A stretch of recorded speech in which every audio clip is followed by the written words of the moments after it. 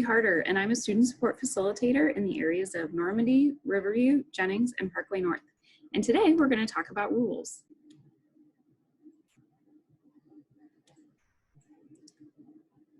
So when we talk about rules, a lot of time when I meet with parents, they say that their children at home misbehave, but when they misbehave, they already know the rules.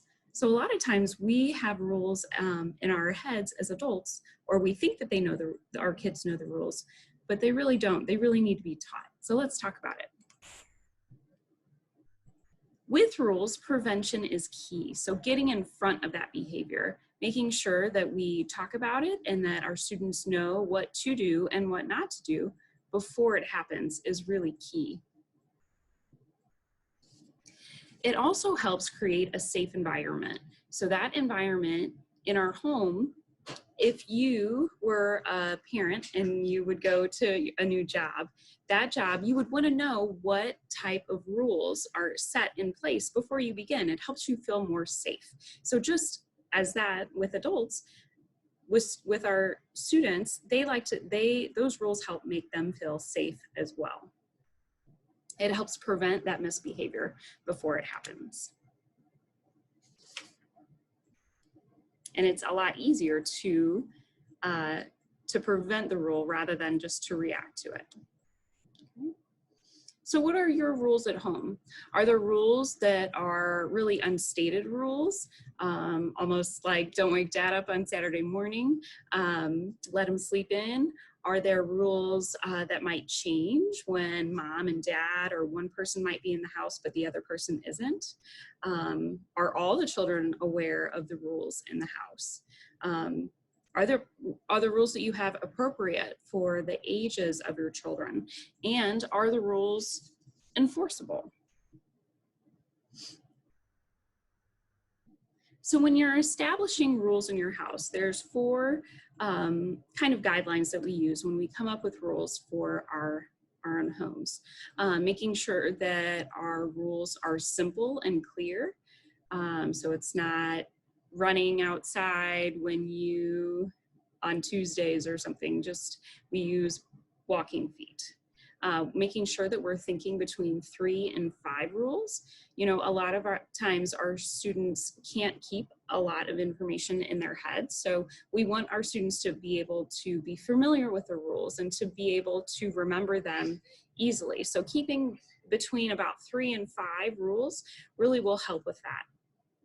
Making sure that our rules are stated positively. So a lot of times, if we would say a rule might be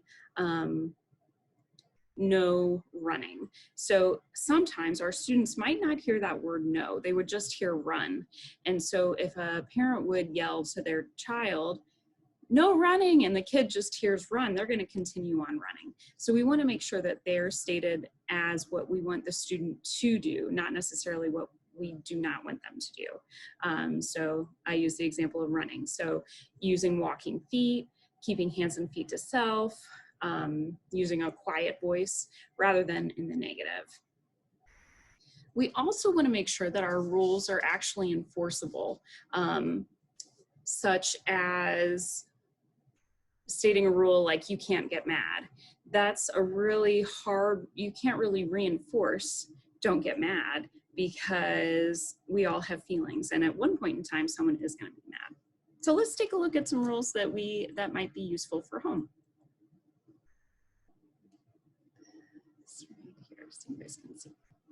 Okay, so some examples of rules. Sometimes I like to label them like Team Smith rules for the Smith family.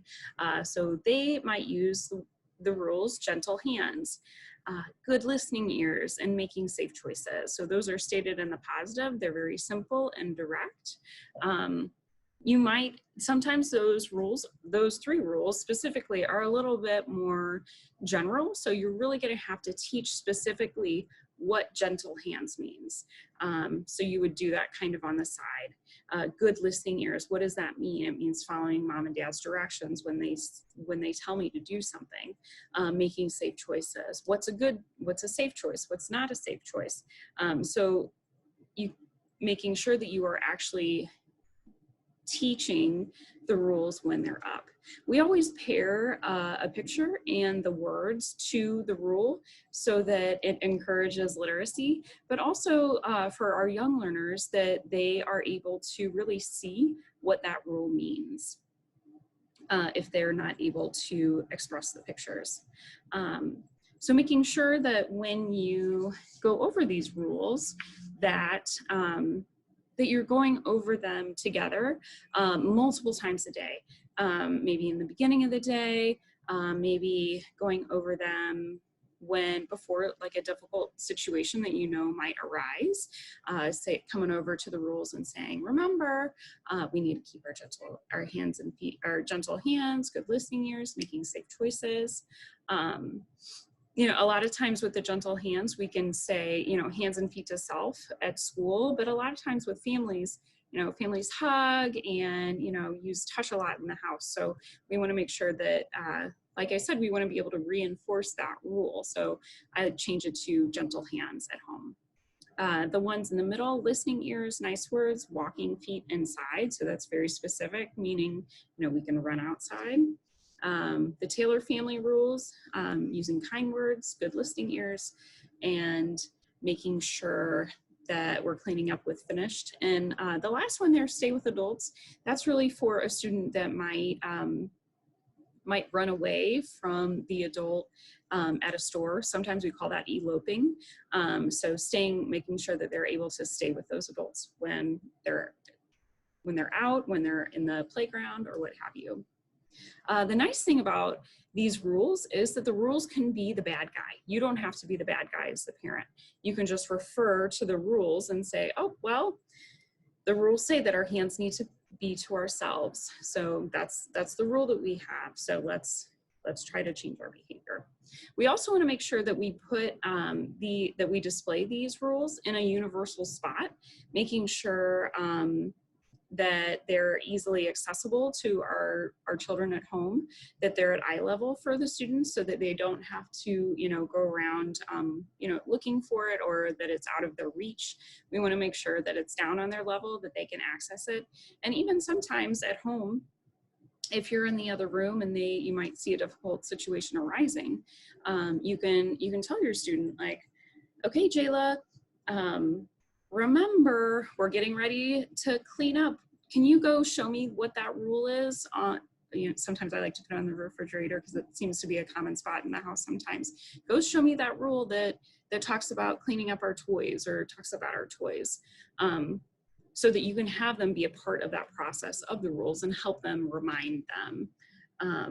And even, you know, sometimes referring to yourself as the rules, like, oh, you know, mom and dad have to clean up when finished too. Dinner's ready, and I have to clean up when I'm finished, so I can help you when I'm done cleaning up my things as well. So everyone in the house has to follow the rules. Oops. There's also situational rules that we can use sometimes. You can use situational rules like on the playground. These specific rules are, you know, making sure we keep our hands and feet to ourselves, go down the slide one person at a time, feet first and on our bottom, and that the mulch stays on the ground. So if you're having a specific trouble with a specific area or a specific, you know, outside or going to the store, we can also make a separate set of rules for those things. We want to make sure that we don't have too many situational rules, but just know that that would be an option as well. So moving on to consequences, there are two types of consequences.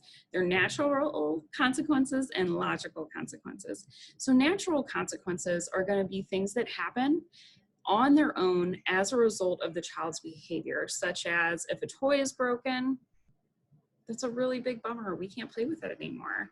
Or it has to sit aside for a while. I'm sorry, we can't play with that toy. It might be, you know, first we have to put our shoes on and then we can go outside. You know, we can't go outside without shoes on. It's not safe. So that's kind of a natural consequences. It's really nice when we can just allow those natural consequences to happen. And again, you as the parent are not the bad guy. It is when we're rough with our toys, they break. There's also logical consequences, and those are steps that we take as parents to help our children see that choosing poor behaviors might come with some unpleasant side effects. They're not necessarily punishments because they're not punitive. They're just logical consequences. They're not physically or emotionally damaging. An example might be if your child might going to bed in the evening, they refuse to go to bed, and so it takes them a longer time to get to bed. They refuse to go to bed on time. So the consequence would be related to that would be, well, tomorrow you're going to have to go to bed early because you chose not to do it, to go to bed at the time that you were asked last night. So that it makes sense with the situation. It's also unpleasant enough that they won't want to suffer that same consequence again and again. So it serves as a motivator to change the behavior. Okay, so those are natural consequences and logical consequences. Again, we want to really try to allow for those natural consequences as much as possible. And we can also replace consequences with solutions. So thinking about, it's not just a consequence, like let's come up with a solution together. How can we make this better for next time? Okay. So also, if we expect it, we have to teach it. We really must model the behaviors that we expect from our children. Most of the time, our young children learn through observations and through imitation. So what they observe is what they are gonna turn around and do. Have you ever noticed your child using a phrase that you sometimes say in that same exact tone and volume? So that's part of that. So being aware that our children really learn from those observations and imitations. So making sure that we can stop and take a deep breath before maybe we respond.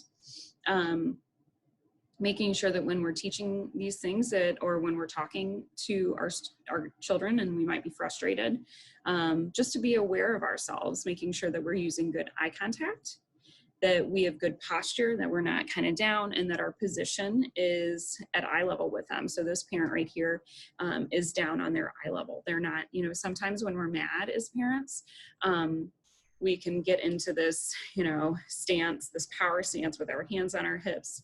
And, our children are young, so they're small. And so when you're hovering over them and you're looking down on them, it can be really intimidating and sometimes kind of scary. So making sure, take a deep breath, make some good eye contact, get down on their level. Making sure that you have good tone and volume so that it's not a condescending tone or a really loud volume. We can say a lot by some of those, that paraverbal speech. So it's part of that speech that you're using. Making sure that we're really actively listening. I know sometimes students can say, well, they might try to tell why they are or have done what they have done, making sure that we're actually truly listening, even though we might know what they say is not true. But overall, the most important part is to remain calm and neutral. I know it can be really hard when a child might do something either on purpose or something that really gets under your skin, but making sure that you stop and take a deep breath, because sometimes our students are really just looking for that negative response to your behavior. That might be the reaction that they're trying to get out of you. They might not be looking for the happy and the oh, I love you, but they might be looking for you to get really upset. So making sure that we remain calm and neutral even in harsh situations, and even though that can be really hard. How will our children stand strong in a changing world if we don't teach them? So just making sure that consistency is so crucial. So making sure that, like what I was saying in the beginning with the rules, making sure that we're consistent over all circumstances. Our rules are the same when we're in our house or when we're at grandma's house or when we're at the store.